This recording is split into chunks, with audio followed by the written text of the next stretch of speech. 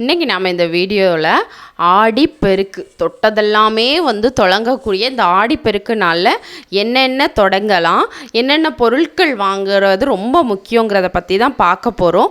இப்போ தான் என் சேனலை புதுசாக பார்க்குறீங்கன்னா மறக்காமல் சப்ஸ்கிரைப் பண்ணிக்கோங்க, பெல் ஐக்கானை கிளிக் பண்ணுங்கள். அப்போ தான் நான் கொடுக்குற வீடியோஸ் உங்களுக்கு நோட்டிஃபிகேஷனில் வரும். ஆடிப்பெருக்கு, ஆடி 18 அப்படின்னாலே அந்த நாளில் நம்ம எந்த ஒரு செயல் செய்தாலும் அது பெருகுங்கிறது ஐதீகம். நீங்கள் ஏதாவது ஒரு பிஸ்னஸ் ஸ்டார்ட் பண்ணலான் இருக்கேன், இல்லை ஒரு படிப்பை இந்த நாளில் போய் சேரலான் இருக்கோம், இந்த படிக்கலாமான்னு யோசிச்சுட்ருக்கோம் அப்படின்னு நினைக்கிறவங்களாம் இந்த நாளில் போய் நீங்கள் அந்த படிப்பில் சேர்றதோ, ஒரு கோர்ஸ் படிக்கலான் இருக்கேன் இந்த நாளில் போய் சேரலாம். அதே மாதிரி ஒரு பிஸ்னஸை பற்றி நம்ம பேசிகிட்டே இருக்கோம், தொடங்கிறதுக்கான நாள்னால் இது ஒரு நல்ல தொடக்கம். இந்த நாளில் ஆரம்பித்தா உங்கள் பிஸ்னஸ் மேன்மேலும் பெருகும், ரொம்பவே சூப்பராக போகும். அவ்வளோ சிறப்பு வாய்ந்த இந்த நாள். இல்லை இப்போதைக்கு ஆரம்பிக்க முடியல, பட் பேச்சுவார்த்தை நடத்திட்டு இருக்கனால அந்த பேச்சுவார்த்தையை தொடங்கி சுவாமி அது சம்மந்தமாக நீங்கள் சுவாமி முன்னாடி வச்சு அன்னைக்கு அந்த பேச்சுவார்த்தையை ஆரம்பிக்கலாம். அப்படி இந்த நாளில் நீங்கள் எதை பண்ணாலுமே அது பெருகும். அதனால தான் தாலிச்சரடு கூட இந்த நாளில் மாற்றுறது ரொம்ப சிறப்பு.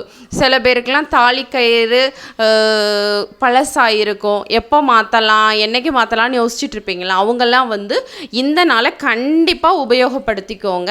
நம்ம ஆடிப்பெருக்கு அன்னைக்கு மாற்றும் போது நம்மளுடைய தாலி பாக்கியம் அதிகரிக்கும், என்னன்னைக்கும் பெருகி தீர்க்க ஆயுளோட கணவர் இருப்பார், நீங்களும் தீர்க்க சுமங்கலியாக இருக்கலாம். ரொம்பவே சிறப்பு வாய்ந்த நாள். அப்புறம் இந்த நாளில் நம்ம என்னென்ன பொருட்கள் வாங்கணும், ஏன்னா செல்வ வளத்தோடு இருக்கக்கூடிய இந்த ஆடி மாதம் முழுவதுமே அம்மனுக்குரிய மாதம். இந்த நாளில் இந்த ஆடிப்பெருக்கு நாளில் நம்ம வீட்டில் என்ன மங்கள பொருட்கள் நிறைஞ்சிருக்கிறதுனால அந்த மகாலட்சுமியோட அருள் நமக்கு எப்படி கிடைக்குங்கிறது தான் பார்க்க போகிறோம். என்ன பொருள்லாம் இருக்கணும்னா கண்டிப்பாக கல்லுப்பு. அந்த நாளில் நீங்கள் என்ன வாங்குறீங்களோ இல்லையோ அன்னைக்கு காலையில் கண்டிப்பாக கல் உப்பும் மறக்காமல் குண்டு மஞ்சளும் வாங்கி வாங்க. மகாலட்சுமி உங்கள் வீட்டிலையே இருப்பாங்க. அவ்வளோ ஒரு லக்ஷ்மி கடாட்சமான பொருள். இந்த ரெண்டும் வாங்கினாலே செல்வம் அனைத்தும் சகல சௌபாக்கியமும் பெருகும். நீங்கள் தங்கம் தான் அந்த நாளில் போய் வாங்கணும், வெள்ளி தான் அந்த நாளில் வாங்கணும்லாம் கிடையாது.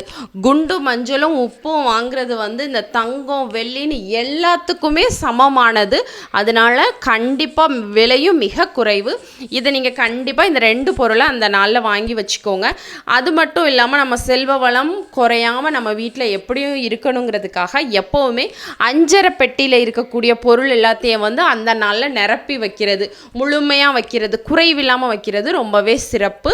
இந்த பொருட்கள்லாம் நீங்கள் வாங்கும்போது செல்வ செழிப்போட போது மகாலட்சுமியே நம்ம வீட்டில் வாசம் செய்வாங்க. எப்போவுமே எல்லாமே நிறைவாக இருக்கும், செல்வ செழிப்போடு வாழலாம்.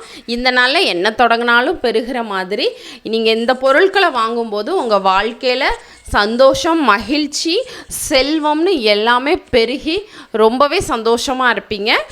இந்த மாதிரி ஆன்மீக தகவலுக்கு என்னோடய சேனலை மறக்காமல் சப்ஸ்கிரைப் பண்ணிக்கோங்க.